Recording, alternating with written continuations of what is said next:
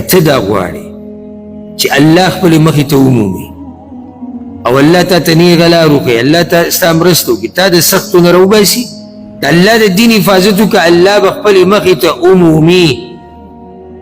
اوس دا خو واضح ده چې د ذات په اعتبار سره الله رب العزت به عرش ته پاسه ده او عرش په اسمانونو ده پاسه. دلته دا مطلب نه دی چې الله رب العزت به راشي او ستا مخې ته به وي. بیا دې څه مطلب دی؟ خپلې مخې ته به یې ومومي، معنه دا ده چې هر د خیر لار به درته ښیي، د هدایت لار به درته کولاو کي، د ګناهونو نه به دې منع کي، په سخته کې به در سره مرسته کوي، په کوم ځای کې چې لار بنده شي لار به درته کولاوي، په کوم ځای کې چې د باندې سخته راشي راحته به راولي، ځکه چې هغه ته خپلې مخې ته مومي.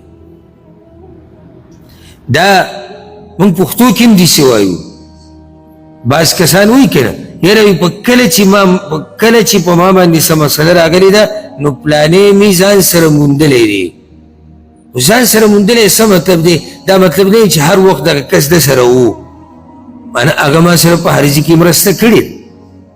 که ته دا غواړې چې الله خپلې مخې ته ومومي او الله تا ته نیغه لار وکړي، الله تا ستا مرسته وکړي، تا د سختو نه راوباسي، نو دې ته وګوره چې ته د الله رب العزت د دین ساتنه څومره کوي. رسول صلی الله علیه وسلم له الله داسې فصاحت او بلاغت ورکړی و که نه چې د هغه د دې خبرو وضاحت ته هم ضرورت نشي، دومره واضحه خبرې هغه کړي دي. یعنې زه اوس تاسو ته پښتو کې وایم چې رسول صلی الله علیه وسلم دا وایي د الله د دین ساتنه کوه، الله به عمومي مخې ته، الله به ستا مرسته کوي، ستا حفاظت به کوي، تا به د سختو نه راوباسي.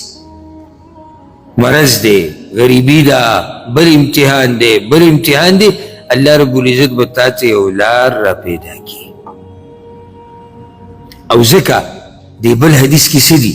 دویم روایت چې ما ووي چې تعرف الى الله في الرخاء يعرفك في الشده، الله په راحته کې پیژنه، سخته کې دې پیژني. دا معنی دې جمله کې ده